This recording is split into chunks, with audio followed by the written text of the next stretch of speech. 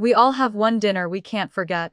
Not because of the food, or the occasion, but because it's the moment the people we thought we knew became strangers with familiar faces. Mine came on a cool September evening in Ashford, Vermont, as I passed the butter dish and realized my family had built a carefully polished life around one thing: the secrets they kept from me. Eleanor Blake hadn't stepped through the front door of her childhood home in over a year, but the smell was exactly the same. Rosemary roast chicken, floor polish, and the faintest trace of her mother's apple scented candle still clinging to the air like a memory no one wanted to forget. It was Sylvia's 61st birthday, and Eleanor had driven 6 hours from Brooklyn to be there, telling herself it was out of love. And maybe it was. But if she was honest, part of her came back, because not coming would have raised questions she wasn't ready to answer. The house looked untouched by time, and that unsettled her more than she expected. There was comfort in the predictability, and resentment too. Eleanor had spent her whole adult life trying to outgrow this place, its quiet streets, its tight expectations. But the moment she walked in, she felt 12 again, and not in a good way. Everyone acted thrilled to see her, the way people do when they're trying not to step on something fragile. Lydia, her sister-in-law, offered the first hug, warm but too careful. Her eyes darted sideways, the way a person might check the floor for broken glass. "You look great," Lydia said too quickly. "Is your firm still in Midtown?" Eleanor nodded, too tired to lie but too proud to unravel. The truth was, she hadn't had a job for months. She was broke, living in the back room of her ex-boyfriend's apartment, pretending her life hadn't fallen apart. Every photo she posted online, those coffee shop workdays and book signing selfies, were set pieces in a production titled Still Thriving. Adam, her older brother, poured her a glass of wine and asked about the new position. She smiled tightly, murmured something about consulting remotely, and turned her attention to the salad bowl. No one pressed. That was the Crowell way. Questions were more dangerous than silence. Dinner began the way most family tales do: small talk, mild laughter, polite nods.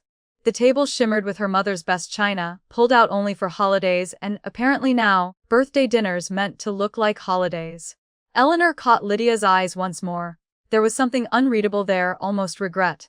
That made her chest tighten. Halfway through the roast, Douglas Blake, her father, lifted his wine glass, glanced at his daughter, and said the sentence that split everything wide open. "Did you get that support your mother sent last month? I can ask her to add a little more if needed." The room stilled. Eleanor froze, fork suspended mid-air. What support? Sylvia's knife slipped against her plate, the sound sharp as a slap. Adam dropped his gaze to the tablecloth. Lydia looked toward the window. It was like a synchronized dance of avoidance, choreographed perfectly over time.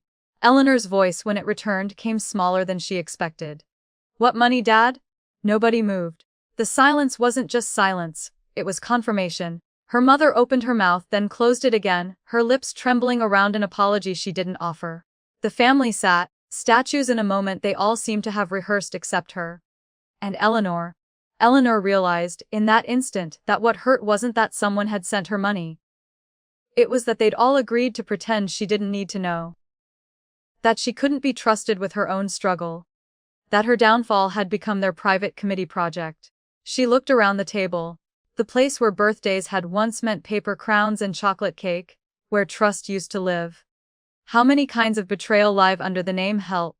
Have you ever sat in a room full of people who love you, and felt like a stranger? No one answered her question. But the silence did.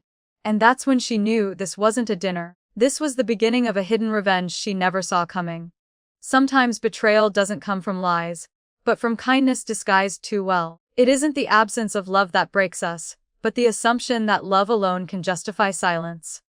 The night my mother dropped her fork and the room froze, I hadn't yet realized. The greatest hurt isn't being abandoned. It's being handled like glass by people who claim to know your strength better than you do. It was Sylvia who broke the silence, not with an explanation, but with emotion, rising from her chair and disappearing down the back stairs as if she could outrun the question. Eleanor followed her, not because she wanted a scene, but because the one happening silently upstairs had already done enough damage. The basement smelled like lemon cleaner and old cardboard. Sylvia stood near the far cabinet, hands resting on a wooden box Eleanor recognized from childhood. It used to hold craft supplies. Now, it seemed to hold answers. "I sold my shares in the old market," Sylvia said quietly, not turning. "Your grandfather left me a piece when he passed. I hadn't touched it in decades. Eleanor blinked. You sold your inheritance. Sylvia finally turned. It was just sitting there. You needed help. No, Eleanor said, voice sharp. What I needed was a conversation. Not some secret rescue mission. I didn't want you to hit bottom? Her mother whispered. You mean you didn't think I could climb back up? Eleanor shot back. There's a difference. The truth rolled out piece by piece. 6 months of Ver's 500 deposits. A second account Eleanor hadn't noticed, created under her name. With Lydia's quiet assistance. Eleanor's name, Lydia's hand. A secret arrangement in the spirit of help, but shaped like a conspiracy. You didn't notice? Sylvia asked, almost hopeful. Eleanor laughed bitterly. I noticed the money. I thought it was from my old employer. A severance error. I didn't ask questions because I needed it. And now I feel like someone's charity case. You're not. Sylvia said, too quickly. I feel like a project? Eleanor replied. Like a family pity plan. Behind them, footsteps on the stairs. Adam appeared, hands in his pockets, avoiding eye contact. I told her not to do it, he said. I told her it would make you furious. But I didn't want to fight Mom again. Eleanor turned to face him. You knew. He nodded. And you? She asked. As Douglas appeared at the bottom of the stairs, his expression blank. I didn't know anything, he said slowly. Not one damn thing. The weight of his voice carried decades of other things. Decisions made, opinions formed, lives shaped by his name. I'm the last to know in my own house. He added, and for the first time, he sounded like a man left behind by the people he believed he was protecting. Sylvia's face hardened. You can't accept the money and reject the intention. Just like you can't give without controlling the narrative. Eleanor snapped. Silence fell again. Not the peace of resolution, but the awkwardness of a room that had become a courtroom. They stood like that, in the cool belly of the house. Among old storage bins and family Christmas ornaments, they uncovered something far more fragile than broken trust, a truth too complicated for blame, too painful for defense. What if the deepest kind of betrayal comes not from what people do to you, but from what they decide for you, because they believe they know better? No one answered. No one apologized. The furnace clicked on. Pipes groaned. In that moment, Eleanor knew some betrayals weren't about affairs or stolen money. Some were the kind whispered in locked basements, wearing the soft skin of love. Sometimes, what tears a family apart isn't a grand betrayal, but the accumulation of unsaid things, small silences mistaken for mercy. The things we withhold to keep peace can become the very reasons we stop recognizing each other. That night, in the underbelly of my parents' house, truth finally took a breath. And when it did, we all realized we'd been holding ours for far too long. The furnace hummed low and steady in the basement, as if trying to mimic a kind of calm that none of them could summon. Eleanor stood near the edge of the storage shelf, her arms crossed tightly. Not in defense, but in restraint. Adam cleared his throat. The company's been losing money, he said, voice flat. 3 quarters straight. It's not catastrophic yet, but it's not good. Douglas blinked. Why didn't you tell us? Adam's gaze dropped. Because I thought if I admitted it, you'd think I couldn't handle it. I didn't want to make things worse. There was a beat of silence, the kind that only happens when someone says something unexpectedly honest. Eleanor didn't flinch. Instead, she turned her eyes to Lydia, who had been staring down at her own shoes like they'd done something wrong. Lydia spoke so softly, it took a moment to register. I found a text once. From Adam. To someone I knew wasn't me. Adam's head jerked up, Lydia's voice cracked. It wasn't recent. But I knew who she was. I didn't say anything. I just kept going. We had Sophie. We were building something. Adam didn't deny it. He only nodded slowly, the color draining from his face. A true infidelity story sometimes doesn't need confrontation. It just hangs between two people like a shared shame. Sylvia sank into the basement couch like the truth had knocked the wind from her. I knew you'd left your job, Eleanor, she said, almost to herself. I saw it online. A LinkedIn update. But I figured if you wanted me to know you'd say. Eleanor blinked hard, her chest tight. You figured I'd tell you when I was ready? Sylvia nodded. Then why send the money behind my back? Douglas, perhaps trying to reclaim some version of control, pulled a small notebook from his coat pocket. He opened it to a page marked Q4. There, beneath grocery lists and building expenses, was a neat column labeled Eleanor Reserve. I didn't know about the monthly payments, he said. But I was trying to put something away. Just in case. Eleanor didn't cry. She wasn't angry now. She was exhausted by how much pretending had gone into protecting her from things she never asked to be protected from. "Has anyone here?" she asked quietly, "ever thought about trusting me to speak for myself?" Lydia choked out a sob. This family doesn't have air for honesty, only air for endurance. And maybe that was the moment the spell broke. Sylvia looked over at Douglas. "We haven't shared a bed in nearly a year." Douglas's expression didn't change, but his breath caught. So small, so imperceptible. Only someone who knew him would have seen it. "We didn't want you kids to feel sorry for us," she added. "So we didn't say anything." Adam stood quickly, his chair scraping the floor. "I've had to be fine my whole life, because Eleanor always needed saving." His voice had more fury than force, as if it had been fermenting quietly for decades. Eleanor's reply came not as a defense but as a prayer. "I never needed to be saved," she said. "I just needed to live out loud without being judged." And in that moment, everything old fell away. The roles, the titles, the defenses. There were no parents, no children. Just 5 people standing in the wreckage of good intentions, breathing in the strange new air of honesty. Have you ever spent years loving someone, only to realize you never really knew what they feared most? There are nights when silence holds more danger than shouting, when the only way forward is to sit in the middle of the wreckage and start picking up pieces. Not to rebuild what was, but to build what's never been. That night, beneath the soft creak of old beams and unshed tears, 5 people finally agreed to stop performing love and start practicing honesty instead. It was Douglas who broke the stalemate, not out of bravado but wariness. His voice came quieter than usual, as if the strength he used to carry this family had finally begun to rust. "If there's something anyone needs to say," he said, "say it now. No more guessing. No more carrying things in the dark." No one responded at first. Then Eleanor took a deep breath. Not the kind that steals you, but the kind you take before admitting something that makes your skin feel too tight. "I'm broke," she said. "The job ended months ago, and I haven't told anyone. I've been living in my ex's spare room. He pays the rent because I can't. I haven't even paid off my student loans." No one interrupted. "I feel like a walking disappointment," she added. "A grown woman with nothing to show but curated lies." Adam exhaled sharply. "You think you're a disappointment?" His voice cracked in a way it hadn't since they were kids. "Try being the one who never got to fall apart. I've been the support beam for so long I don't even remember who I am without the weight." Lydia's hand tightened around his, but she didn't try to comfort him. Instead, she leaned forward. "I almost left," she said softly. "Not because I didn't love him, but because I didn't know who I was outside of being a Blake. I stayed because the idea of starting over without this name scared me more than staying in something I didn't believe in anymore." Sylvia's lips trembled, but her voice was steady. "I don't feel needed anymore. Not really. I know I still cook, clean, organize birthdays. But nobody's asked what I want in years. I've been playing the part of mom, because that's the only script I've ever been given." Douglas let out a dry laugh, but there was no humor in it. "When I was 19, he said, I used to write songs. Guitar in my dorm, pages full of lyrics. I wanted to be a musician. But then life, well, you make one responsible decision and it eats all the others. I let that dream die so early, I forgot it had a name." They sat in silence, the kind that didn't hurt, but wrapped itself around them like a blanket that had seen too much. No one asked for permission to speak anymore. They just did, slowly, carefully. "We don't have to be the same to stay close," Eleanor said. "We just have to stop pretending." Sylvia nodded. "Pretending is what made us strangers in the first place."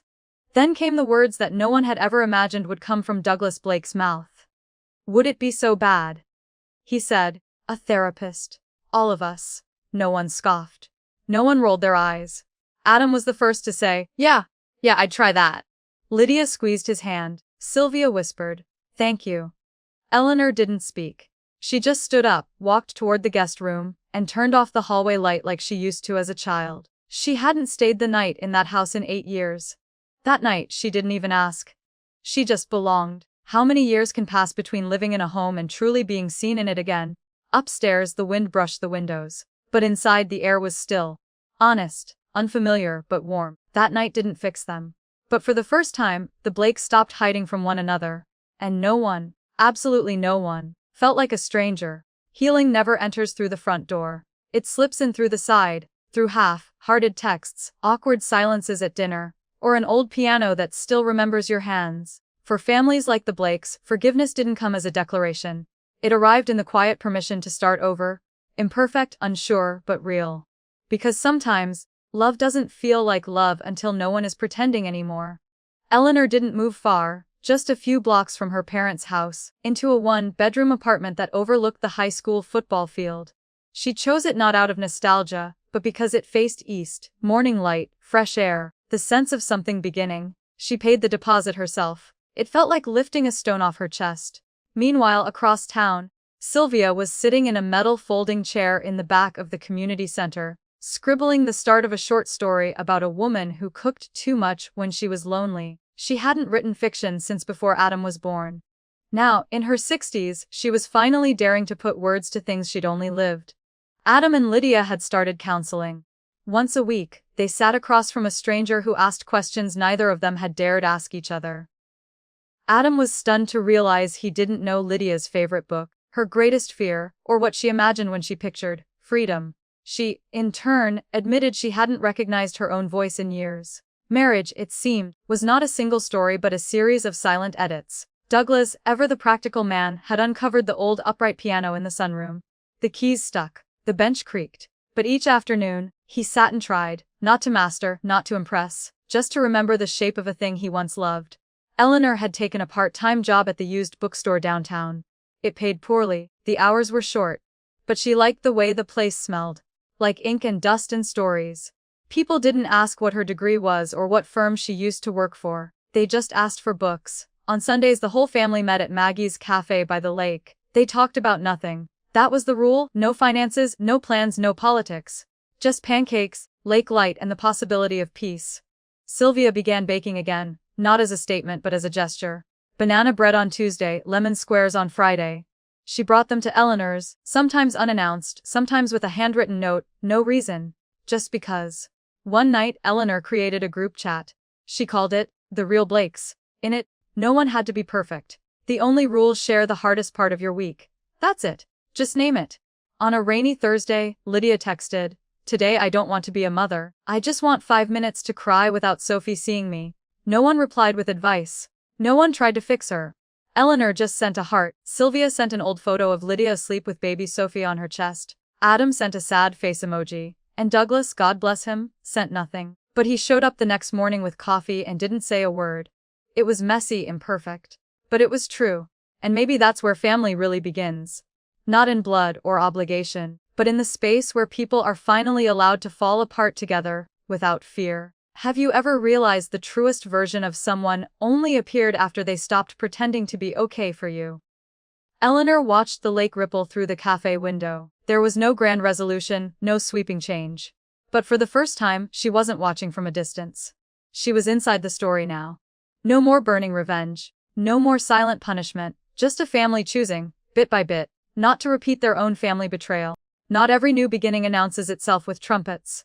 Sometimes it looks like a small office, a quiet routine, a nameplate no one notices. But in the hush of ordinary days, something sacred stirs, the quiet reclaiming of self-worth. Because healing, real healing, doesn't demand applause. It asks only for presence, and the courage to keep showing up, especially when you no longer feel the need to prove that you belong. Eleanor took the city hall job without telling anyone. It was quiet work. Clerical, low pressure, decent hours. A world away from the polished conference rooms of Midtown Manhattan where she once juggled investments with too much coffee and not enough rest. She told herself she liked the rhythm. And maybe she did. No one asked for miracles at town hall. They just needed someone who could file paperwork and not misplace the grant forms. It was a far cry from what her friends in Brooklyn thought she was doing, of course. On her Instagram, she still posted carefully lit photos of morning walks and cappuccinos with captions like, "Chasing creative freedom." The life she used to have, curated, stylized, respected, still clung to her like a second skin she hadn't figured out how to shed. Then one Monday, during the town budget review, she entered the wrong figure into a quarterly spreadsheet, an extra zero that shifted every column out of balance. She braced for criticism.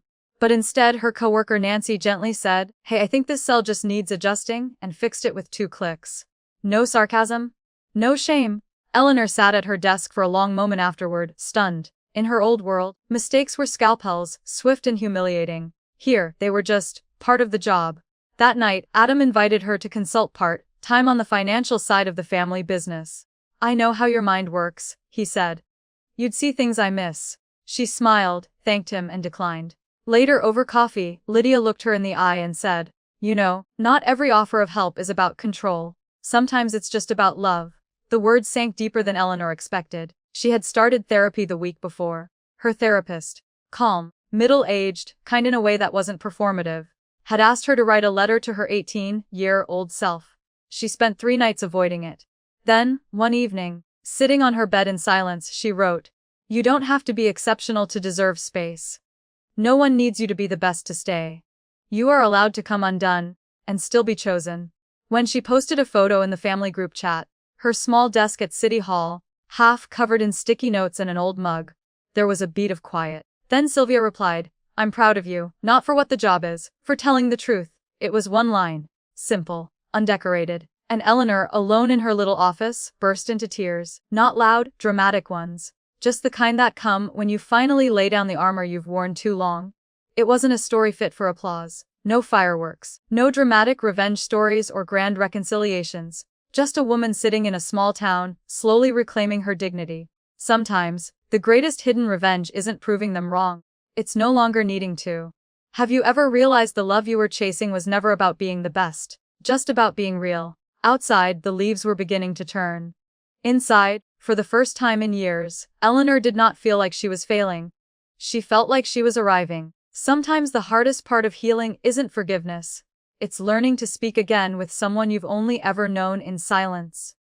For mothers and daughters, history often speaks louder than love. But what if closeness didn't come from understanding each other perfectly, but from sitting in the same room, week after week, trying anyway? What if we let love be awkward, incomplete, but persistent?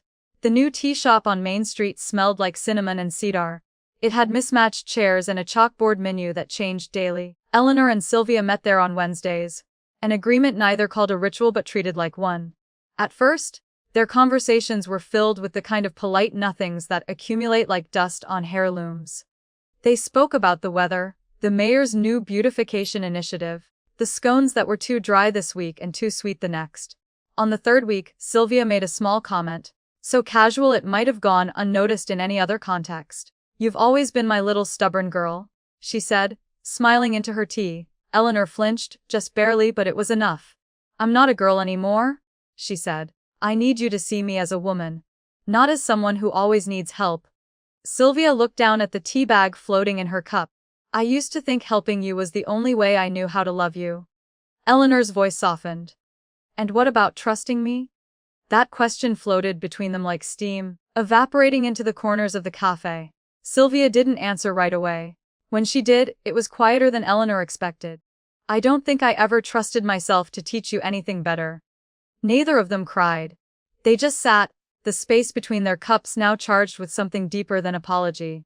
One rainy afternoon, as thunder hummed over Ashford's hills, they found themselves sitting in the car outside Eleanor's apartment. Neither moved to get out. They didn't talk. They listened.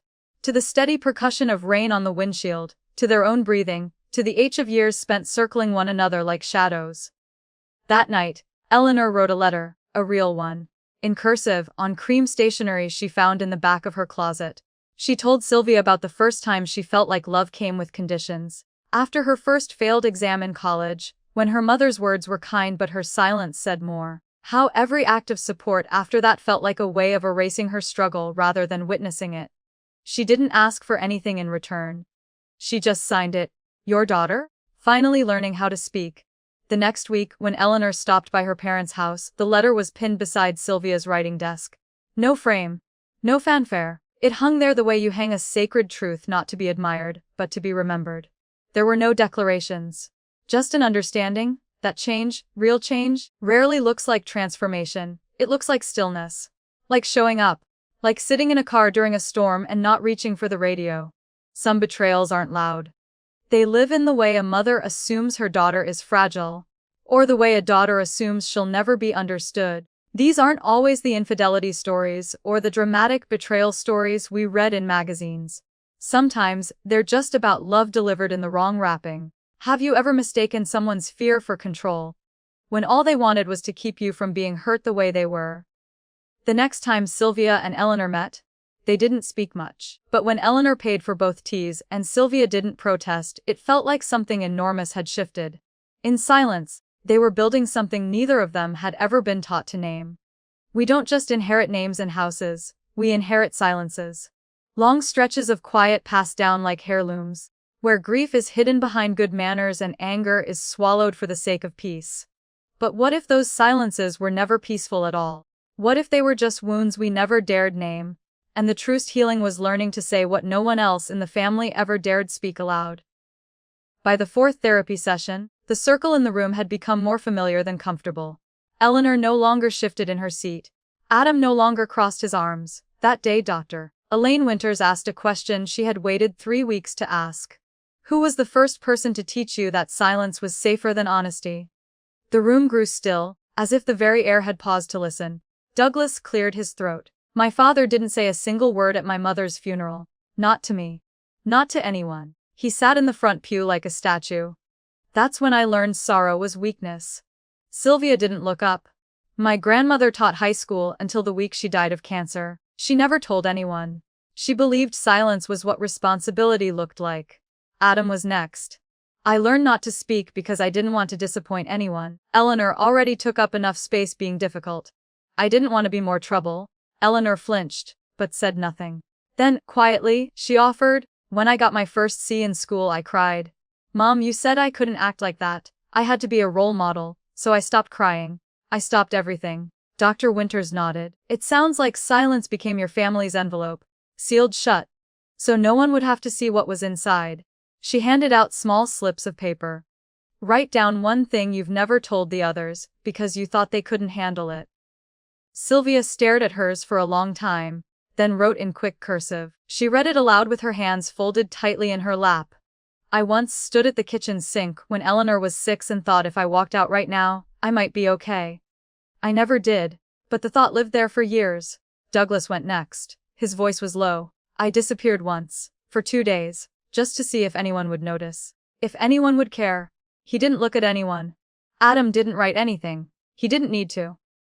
I used to think Eleanor was the only one allowed to fall apart, he said. She cried. She acted out. She got help. I just held things together. And in that moment, Eleanor saw it. Not resentment, not jealousy, but exhaustion. She felt her throat tighten. She wanted to apologize, and at the same time she didn't. Because this wasn't about blame. It was about finally putting their truths on the table, no matter how fragile they felt. A silence followed, but not the old kind. This one wasn't filled with judgment or avoidance. It was the silence of people who had finally made room for one another. Sometimes, the most painful cheating isn't between lovers. Sometimes it's in the way we cheat our children out of softness. Or the way we cheat ourselves out of feeling, just to keep the family boat from rocking. Have you ever mistaken quiet for peace, when really it was just fear dressed up in good behavior? When they left the office that day, Sylvia touched Eleanor's shoulder gently. It was not a hug. Not yet. But it was something real. And this time, no one said a word to ruin it. It's strange how asking for help can feel like surrendering your dignity. Not because the need is shameful, but because the moment you speak it aloud, you risk being seen as weak. Again, in families shaped by unspoken expectations and old betrayals, receiving love can feel like failure.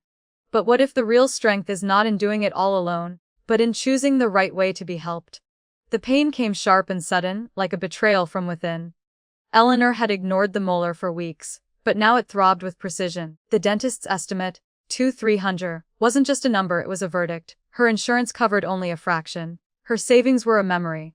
For a moment, she considered the payday loan app blinking on her screen, promising speed, interest, and shame.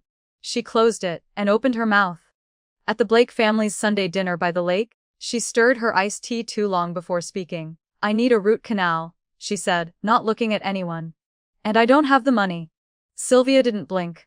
I'll pay. Of course. Eleanor shook her head gently. No, I want guidance, not rescue. The air shifted. Adam leaned forward, elbows on the table. We can map out a payment plan. It's manageable. Lydia, quiet and efficient, tapped her phone. There's a dental insurance program with emergency options. I'll text you the link. Douglas, thoughtful as always, waited until the others had spoken. What if I lent you part of it? Just like a small loan, with space. Eleanor looked at her father, something loosening in her chest. That would help, she whispered. In their next family therapy session, Dr. Winters asked, "How does each of you express love without words?" Sylvia answered first. "I jump in. I fix things. That's how I mother." Eleanor met her mother's gaze. "But sometimes, that makes me feel erased. I feel like love means being trusted to try, not being prevented from failing." Douglas added, "Maybe love should make someone feel capable, not indebted." Adam turned to Lydia, a hesitation in his voice that hadn't been there before. "Would you want to take a break from work?" "I never asked, but if you need that, I want to support it." Lydia's expression shifted, not surprised, not tearful, just seen. The session stretched open like a room with windows. Sylvia touched Eleanor's wrist afterward. "I'm learning," she said. That night, back at her apartment, Eleanor filled out the dental paperwork. Douglas's handwritten check sat beside her. She would repay him, but more than that, she'd honored her own boundary and let them love her in a way that didn't cost her sense of self. It was a shift. A revenge, of sorts. Not the kind made for headlines or family revenge stories, but a quiet human revenge reclaiming the right to define help on her terms. She posted in the group chat, "Root canal next Friday. Covered, thanks to the Blake Finance Committee." Sylvia responded, "Proud of you. Not for the plan, but for speaking." It struck Eleanor harder than the pain in her jaw had. She put down her phone and cried into the silence. Not because she was in need, but because, finally, she wasn't alone in it. How often do we confuse love with control, and when someone reaches out, do we offer what they truly need? Or what makes us feel needed? Sometimes, the greatest act of belonging is not in fitting in, but in being fully seen while standing apart. In families stitched together by habits, fears, and unspoken expectations, it takes courage to say, "I am different, and I still belong." But maybe that's what love is, not a sameness, but a commitment to stay. Especially when we realize we've all been strangers to each other's truths. Eleanor had never imagined that writing in the dark could bring so much light. What began as an anonymous blog, a quiet place to process the conversations she never had the nerve to say aloud, had found readers. Hundreds of them. People with names she didn't know but wounds she recognized. Family tales, some softer than hers, many much harsher. Stories that, like hers, had long begged to be heard. She wrote late at night.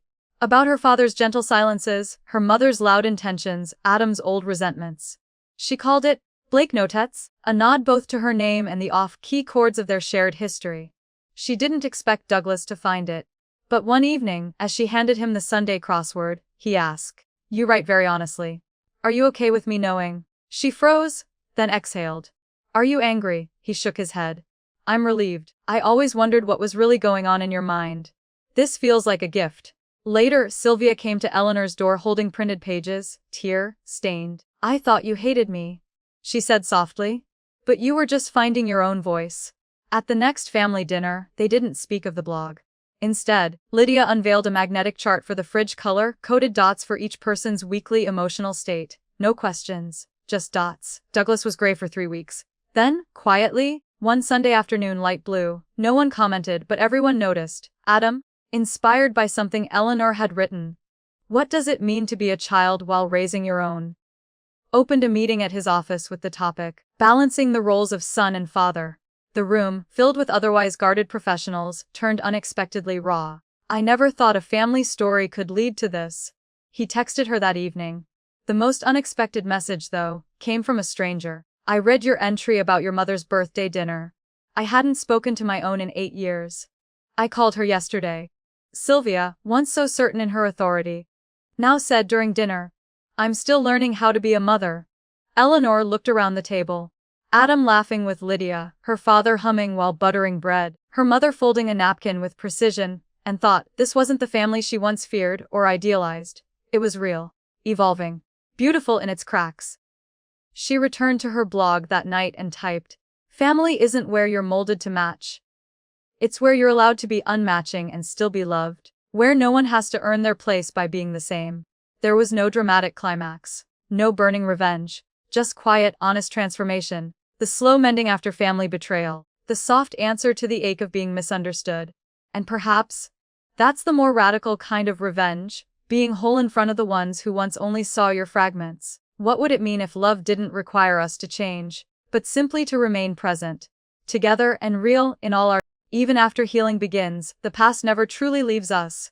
It circles back quiet and familiar, in the form of old fears, forgotten habits, or the urge to hide when things go wrong. We think we've changed, and maybe we have. But real growth is tested in moments when we fall back into ourselves. And sometimes, the hardest honesty isn't with others, but with the parts of us we thought we'd already outgrown. Eleanor hadn't meant to go quiet. Not really, but the email with the digital project outline sat unopened on her screen for 2 days. She stared at it, reread the subject line over and over, and told herself you should be grateful. It was her first real responsibility in months. It meant they trusted her. It also meant the margin for failure had shrunk to 0. She lost sleep. Her jaw clenched through the night. Meals went half-eaten. The Thursday call with her family came and went, unanswered. Sylvia texted once all okay, then again and again. By the 4th message, the worry had given way to silence. Eleanor didn't reply. It was easier to disappear than admit she didn't feel ready. Still. At their next therapy session, the counselor asked gently, "Eleanor, when did you first learn that being okay was the only way to be valued?" The room went quiet. "I don't know," she said, her voice brittle. "Maybe always." Across town, Adam sat at his office desk, staring at a scathing email from a longtime client. He'd mishandled a communication chain. Lydia didn't know. He hadn't told her. He didn't want to admit that he too, sometimes cracked. "One of us has to keep it together," he told himself. "It's not going to be me who makes it worse." When the family gathered that Sunday, the room felt stiff, like everyone had ironed their faces too flat. Conversations were structured like job interviews, measured, polite, exhausting. Lydia, always the one to sense when truth had gone missing, placed her fork down. "We've come so far just to be near each other. But can we go further? Can we be real again?" No one moved. Then, in the most unexpected twist of the evening, Douglas cleared his throat. "I lost a contract this week. One of our biggest." His voice didn't shake, but it wasn't trying to stay strong either. "I haven't told anyone at work yet. I just didn't want to disappoint you." Sylvia reached across the table and placed her hand over his. "We can start again as many times as we need." No one clapped. No one said, "Thank you for being vulnerable." They just stayed. Present. Unmasked. Tired. Real. Later that night, Eleanor finally returned Sylvia's messages. "I didn't know how to say I was scared." Sylvia replied, "You don't need to be perfect to come home." It wasn't grand, and it wasn't fixed. But that night, they each took off the mask they didn't know they were wearing. Again, because sometimes hidden revenge isn't a plot or an outburst, it's the refusal to let old roles define you. To answer fear with transparency. To speak even when your voice cracks. And maybe the real question is, how many times can a family fall apart and still choose to gather again, not out of duty, but love? Sometimes it isn't the lie that breaks a family. It's the quiet, careful truths we bury under the illusion of peace. When Eleanor uncovers one of her father's oldest secrets, she doesn't scream. She just sits with it, wondering if healing is real. Why does betrayal still live in the walls? And if trust can be rebuilt, what happens when we realize the foundation is still cracked? It began with a yellow envelope Eleanor wasn't meant to open. She'd stopped by Douglas's office at the house to pick up an old folder he said she could use for her upcoming blog archive, but tucked inside the cabinet was a file labeled Retirement Adjustment Fund Q4. The numbers were stark, and the line items sharper still. Withdrawals from his personal retirement account used, quietly, repeatedly, to float the business through hard quarters. Dates going back 5 years. No signatures from Sylvia, no notes about informing her. Eleanor's heart didn't race, it slowed, it settled in that deep, sinking way you only feel when something you hoped was healed reopens itself like a fresh cut. That evening, she didn't tell him. Not yet. Instead, she asked Sylvia as if casually, "Did you and Dad ever talk about using your retirement to cover the business?" Sylvia hesitated, then said, "I found out, yes. A year ago. I didn't want to stir the pot. We were just beginning to get along again." It was the kindness in her mother's voice that made Eleanor feel the betrayal more sharply, as if they'd all agreed, once again, to protect peace over truth. She wanted to scream, but the anger came out quiet. "So if Dad's still hiding things, are any of these changes real?" Her voice shook, but she didn't cry. Adam's reaction was colder. "We're back here again, trusting each other in the dark." Douglas's tone turned defensive fast. "I made a mistake. But I am not a bad man." "No one said you were," Eleanor replied. "But people do bad things when no one holds them accountable." At therapy, their counselor didn't ask for reasons. She asked for honesty. "Trust," she said, "doesn't vanish because people fail. It vanishes because no one owns the failure. Douglas exhaled. His hands looked older that day. I don't deserve your trust right now, but I want to earn it back. Later that night, Eleanor didn't text him. She wrote a letter by hand. Just a page. I don't need you to be perfect. I need you to be real. If we're going to build something true, we have to stop hiding behind what we think we're protecting. I can forgive. But I won't tolerate half-truths anymore. No more secret rooms in this house. He didn't reply. But at the next family therapy he arrived 30 minutes early. Sat in the parking lot. Waiting, not to say anything, just to be there. And sometimes that's the first act of repair, not words, presence. Eleanor saw him through the window, slumped slightly, as if weighed down by his own silence, and didn't go out to greet him. She just watched. Her father. Not perfect. Not evil. Just a man trying to do better than the version of himself who once made choices alone. She remembered what the therapist said last month. Everyone wants redemption. But are you willing to be witnessed in your guilt to receive it? That night, she blogged under her anonymous pen name. Secrets are not just weights. They are nets. Meant to hold something together. But eventually they tangle us all. And then she paused before hitting publish. Not because of fear. But because for the first time she realized, maybe this story wasn't just hers anymore. And she wondered, how many of us are still keeping one secret, just to protect the version of ourselves someone else needs to believe in? We often believe love speaks for itself, that it shows up in casseroles, bank transfers, a hand on a fevered forehead. But what if the language you speak isn't the one the other person hears? What if your comfort feels like control to them, or your silence sounds like absence? How many years do we waste offering love wrapped in the wrong paper, only to be confused when no one opens it? The week's therapy session came with an assignment. Say, without metaphor or apology, what makes you feel loved? Eleanor spoke first. Let me mess up without assuming I'm the mistake. Douglas cleared his throat. Give me the chance to be right. Even after I've been wrong. Sylvia's voice was careful. Thank me out loud. Don't just assume I always want to do everything. Adam looked at Lydia, then said, believe that I get tired too. I'm not always okay. Lydia surprised them all by crying quietly into her hands. When Adam reached over and said, I know you've felt like a stranger in this house. But you're the only reason it hasn't fallen apart. It wasn't dramatic. It was overdue. Later that week, Sylvia asked Eleanor if she wanted to take a short weekend trip together. Just the two of them. Not to bond. Sylvia said, just to exhale. They ended up at a small bed and breakfast by the lake, the kind with patchy Wi-Fi and too many quilts. The second afternoon, while watching ducks trail the waterline, Sylvia confessed something she hadn't even admitted to herself. There was a version of me that stayed in graduate school. That wrote short stories. That taught, maybe. Eleanor didn't rush to comfort her. She just placed her hand over her mother's. Not from forgiveness, not from pity, just solidarity. An understanding between two women who, in different decades and different bodies, had both once walked away from a part of themselves to meet someone else's expectations. And maybe that was the real tragedy of family love, the way it often demanded performance instead of presence. When they returned, Eleanor sat in her small kitchen with a pot of tea and wrote a short story. She wrote it from her mother's point of view, as a woman who spent her whole life stepping back, quietly, sometimes invisibly, but never without intent. She titled it, The Woman Who Knew When to Step Aside.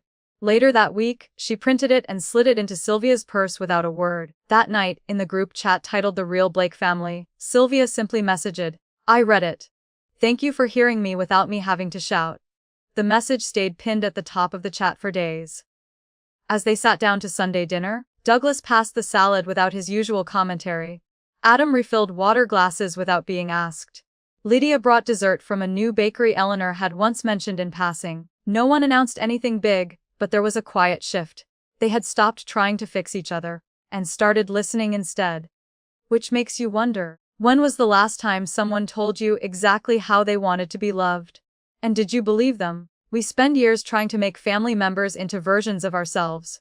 More practical, more passionate, more traditional, more ambitious. But what if the strongest kind of love isn't found in similarity, but in the quiet act of staying, even when values don't match? What if family isn't about being on the same page, but about turning pages at different speeds and choosing not to close the book? Adam brought it up over meatloaf. Not even fancy meatloaf. Just Wednesday night leftovers and tired hands. He wanted to pivot the company toward green real estate development, A long-shot idea with rising potential. Douglas's fork stilled halfway to his mouth. So now you want to chase trends? His father said flatly. It's not a trend, Adam replied, steady but soft. It's a future. A responsible one. The room stiffened. The silence wasn't empty. It was alert, like something waiting to be broken. And Sylvia did just that, slicing through it not with words, but by putting down her napkin. Not everyone needs to reinvent the wheel to feel relevant. Douglas muttered. Eleanor stepped in before the air cracked. Maybe it's not about being right. Maybe it's about who's willing to change. And who's still choosing to stay the same.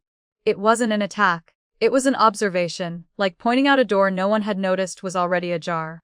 In therapy that week, the family untangled the conversation without blame. The topic turned to roles. Who held on to theirs because it was comfortable? Who was bending out of shape just to prove they weren't who they'd been? Sylvia confessed something small but profound.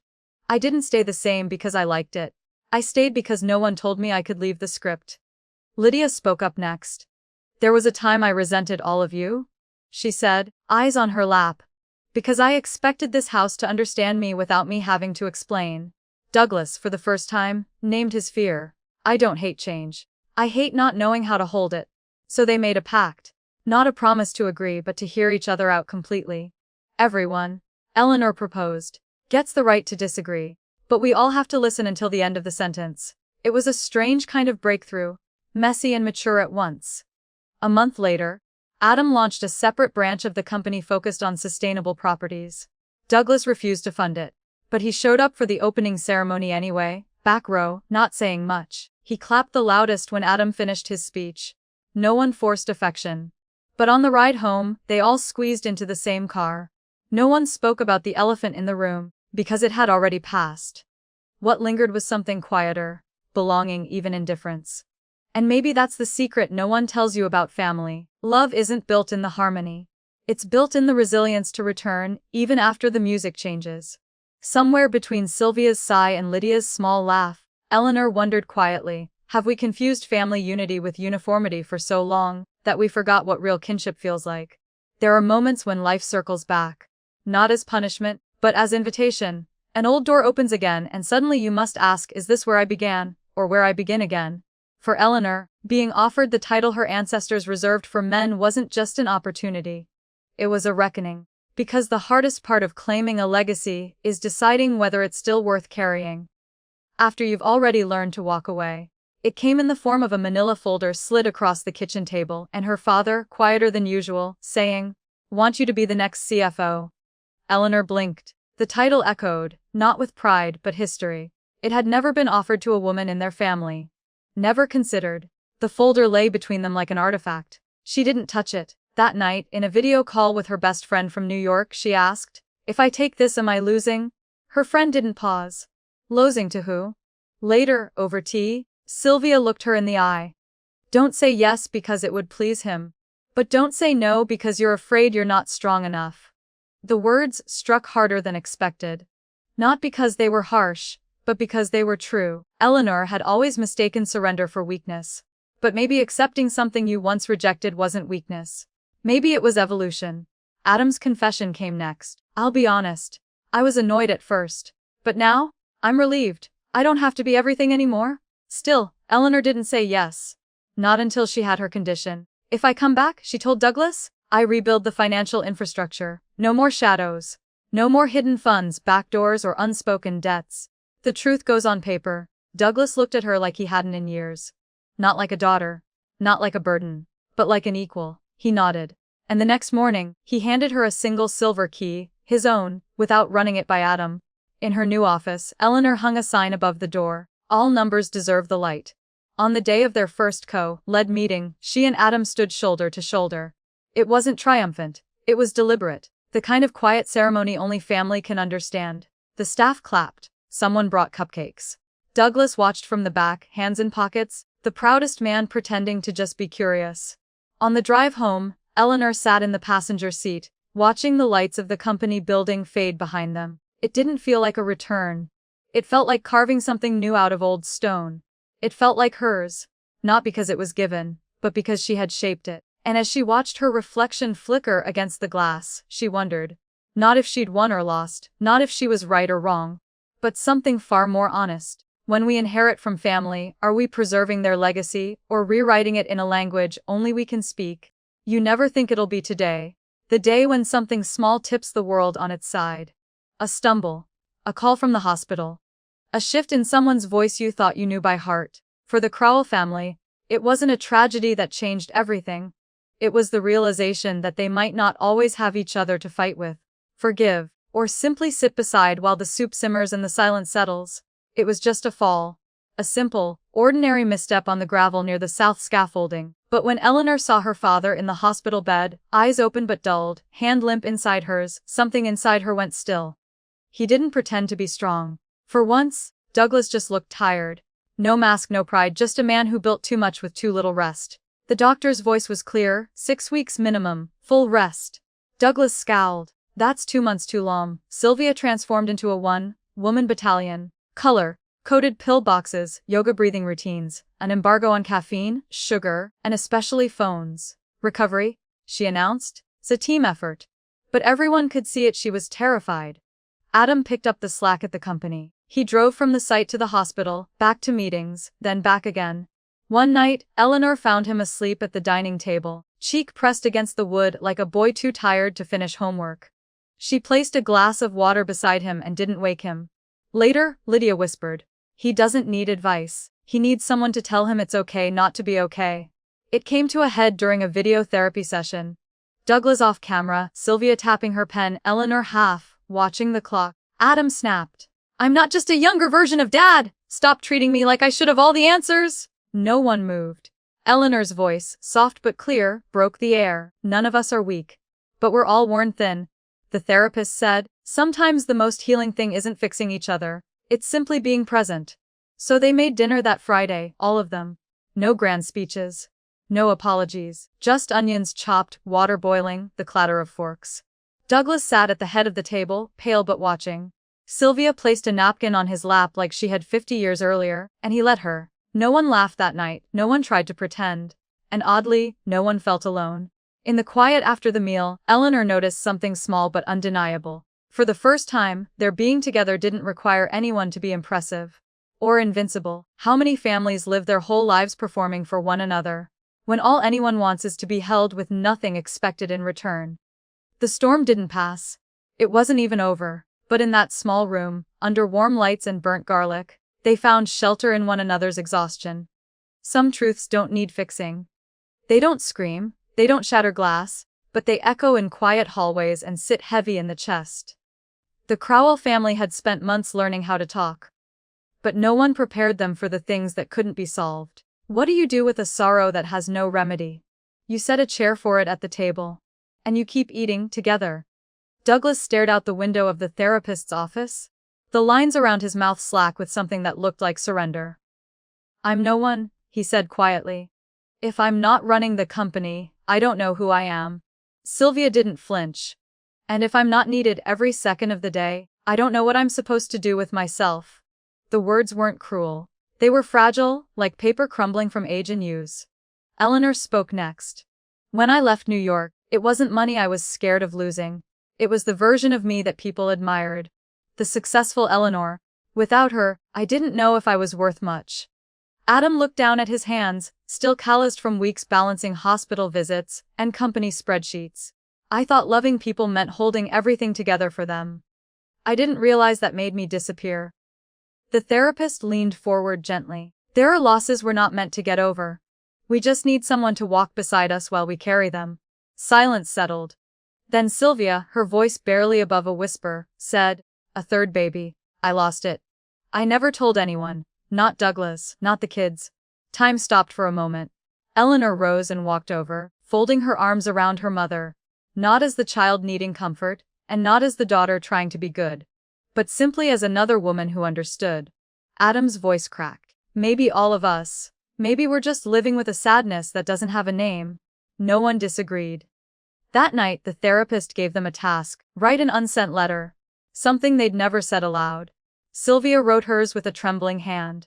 Douglas stared at his page for nearly an hour before finally putting pen to paper. Adam shut himself in the sunroom, and when he emerged, his letter was folded in perfect thirds. Eleanor sat on the porch and wrote by candlelight. Her letter began with, "To the girl I thought I had to become." Later, they lit candles and gathered in the living room. No explanations, no commentary. They simply read, one by one. There were no dramatic breakdowns, no shouting, just silence that felt full, not empty. For the first time, truth wasn't a grenade. It was a soft stone placed between them. It didn't have to be solved. It only had to be seen. How many of us carry grief that never found a name, only to discover it needed presence more than pity? The room glowed with candlelight and unspoken understanding. They didn't leave healed, but they left whole. What if the legacy you leave behind isn't built from the brick and mortar of your career, or the carefully curated image of perfection, but from the small, trembling truths you were once too afraid to say aloud? What if your family remembers you not for the titles you held, but for the day you finally told the truth? And it didn't break them. It held them closer. Eleanor's voice was calm but steady when she pitched the idea of the Crowell Temporary Fund over Sunday dinner. "It's not charity," she said, her hands folded, not pleading but inviting. "It's a safety net, accessible to any of us, no questions asked. Just write down why you need it. That's it." Sylvia's fork clinked a little too loud against her plate. "Someone will take advantage.